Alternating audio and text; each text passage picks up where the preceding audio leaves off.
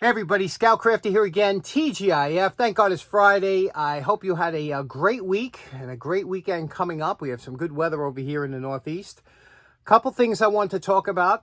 First off, for those of you just tuning in, I go on a poor man's flea market, which we call here, and that's when you walk around at night when people have, it's garbage collection night, and you see what, things that you can pick up, that good things that people are throwing away. And there's a house about 6 blocks from me they must be moving or cleaning out something. It's like a time capsule. There's so many great things that they're getting. But it's all like untouched from the 60s or 50s, and just amazing stuff. Let me show you some of the stuff I just recently saw there.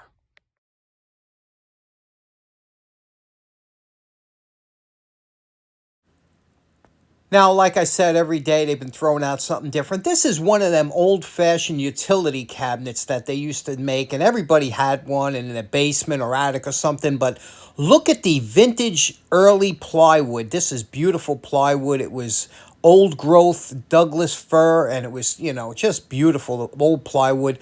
And then the next day they threw out the doors. Here are the doors, and they were just as beautiful. And they also threw out this chair. Look at this, is a web style chair. We didn't see too many of these when I was younger. We usually had the small webbing, but this is a larger webbing. You used to see these a lot on the West Coast.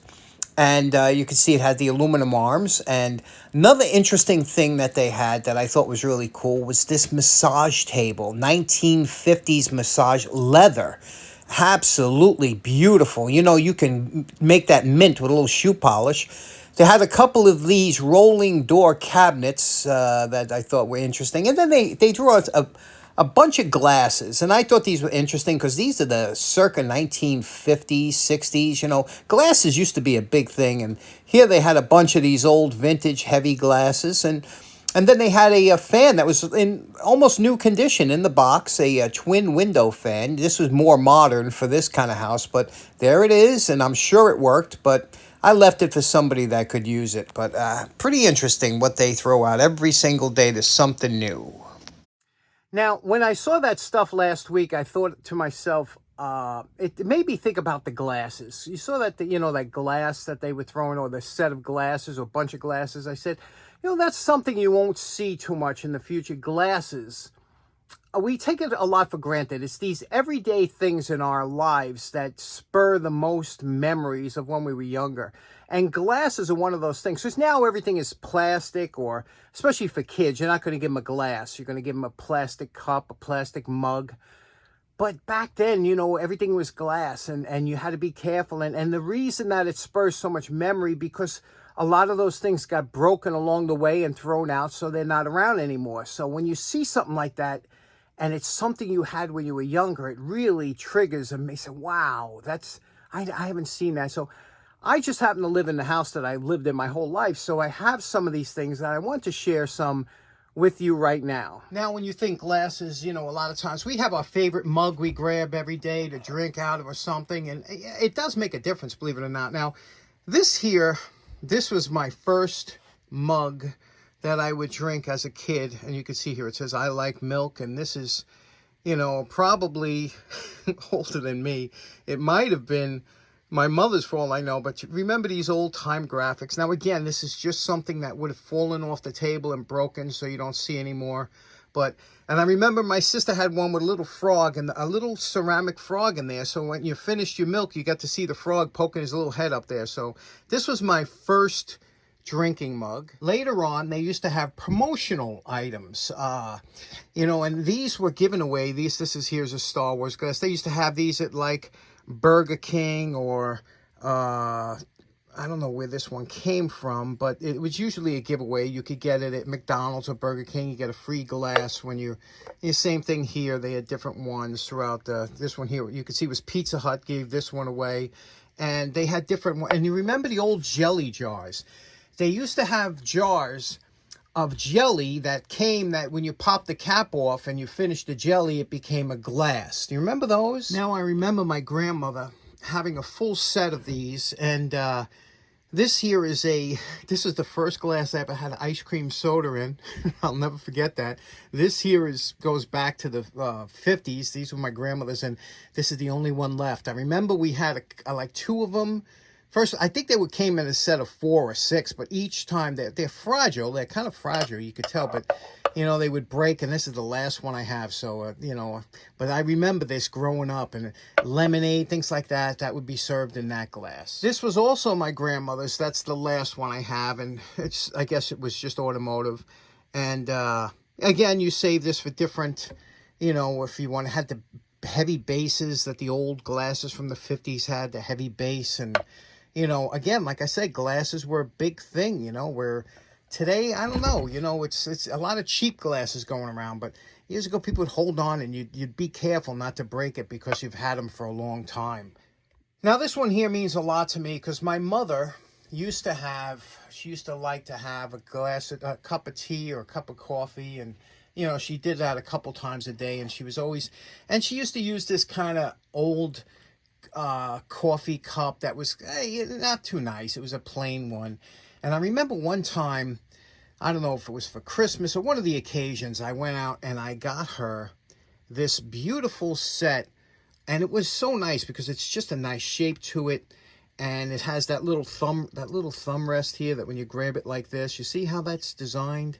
It's just beautiful, you know, a little gold around the tip, and a saucer, a matching saucer. And I remember I bought this for her, and I said, Ma, you could drink this now and out of a nice cup. And she absolutely loved it. But you know what? She never used it. I said, Ma, why aren't you using that? She goes, because my mother was like a lot of us are, you know, when you have something nice, you don't want to use it. You know what I mean? It's so nice, you don't want to use it. You just want to keep it pristine. And I used to beg, say, Ma, please, I bought it so you could use it. And she loved it, and she always had it in the cupboard, and she always talked about she wouldn't use it, you know. And so this thing has a lot of sentimental value for me. So do you have any glasses, cups, or mugs that bring back memories that are still floating around? Or do you remember one when you were a kid or something that you might have broken along the way? Pretty interesting. Everyday items that bring back these memories. Speaking of which, I didn't take that modern fan that was in the box, that twin fan, because it was plastic and modern. I left it for somebody that might be able to use it. But what I did take, a couple days later, they threw out an old fan.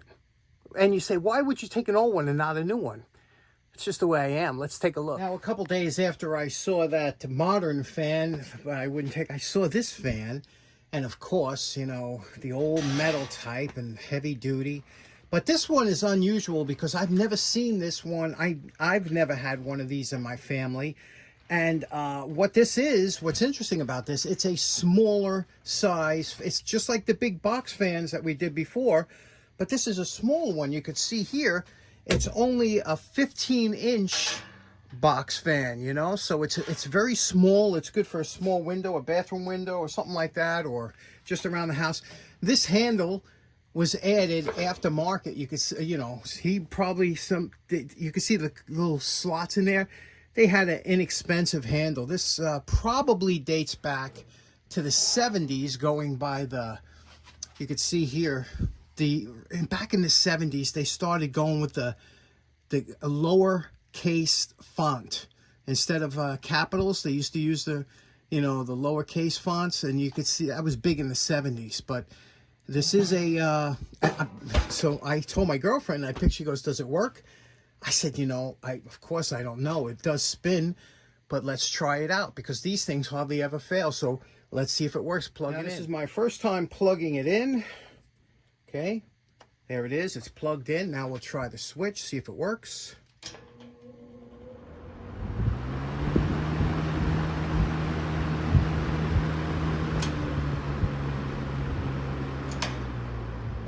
All the low, medium, and high, the 3 speeds work.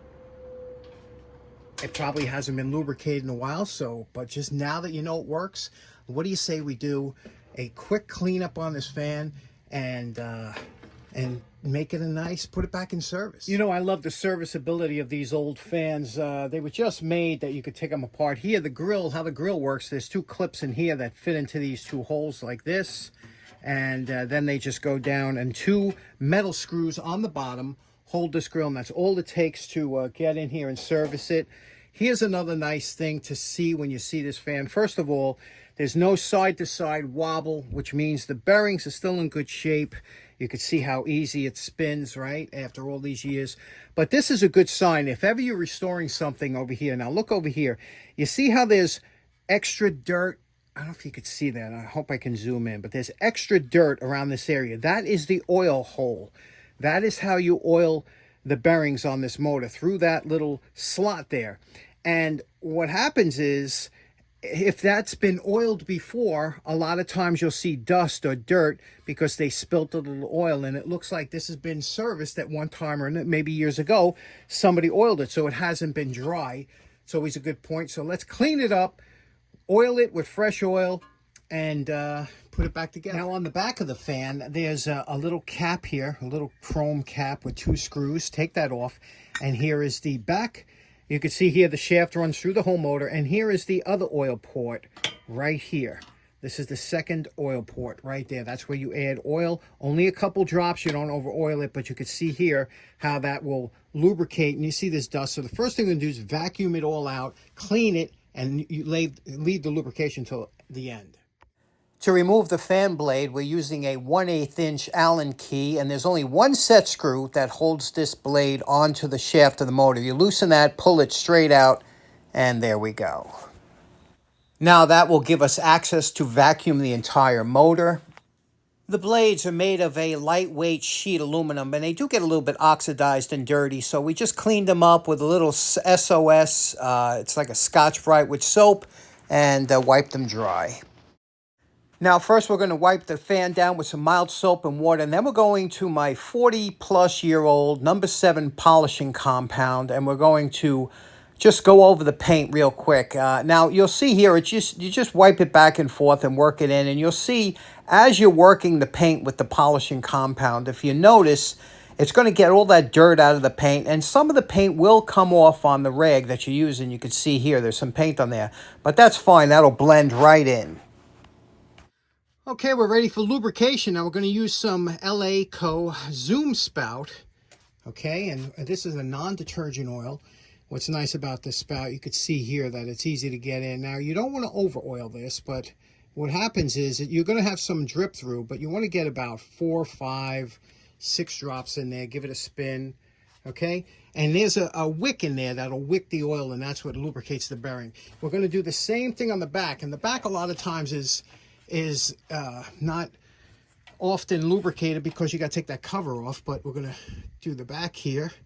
Same thing. Okay, and wipe it down a little bit afterwards. That's all you need. That'll absorb into the wick and you're good to go. Now, my favorite part. Remember what this old fan looked like before we started. And we're calling this project done. Look how nice this came out, huh? Kept it all original, the way I found it. Just cleaned everything up, no more rust, oiled everything, and give it a little polishing compound, little waxing. It's a serviceable fan now. I mean, it's something you could have in your house and not be embarrassed by, but it's just a beautiful size, and even the little details like cleaning the plug and cleaning, I even clean over here the contacts. That makes a big difference. You plug that in. Let's try it. I hope there is any wind noise, but wow. This thing really blows good, and you could see here the back.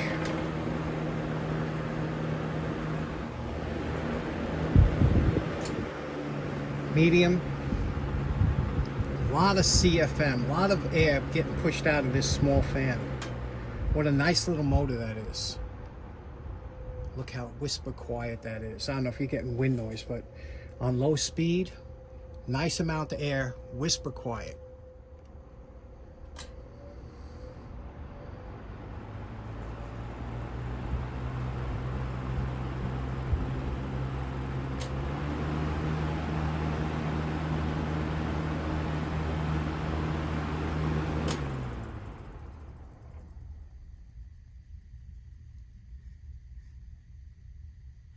So in closing, that was a fun little project. I always enjoy a nice cleanup, and boy, that house is just, it keeps giving and giving, doesn't it? I'm always surprised, too, at what these box fans, what they're asking for them on eBay. seems the prices seem very high to me for what they are, but they're a fan that almost lasts forever. They will last you almost a lifetime, whereas those plastic fans, I think they're a yearly buy. They just don't last because there's no way to oil them and whatnot. But they are efficient. They don't use as much power, but I don't know. What do you think? Interesting little fan. Thanks so much for tuning in. Hope you have a great weekend. Take care now. Bye-bye.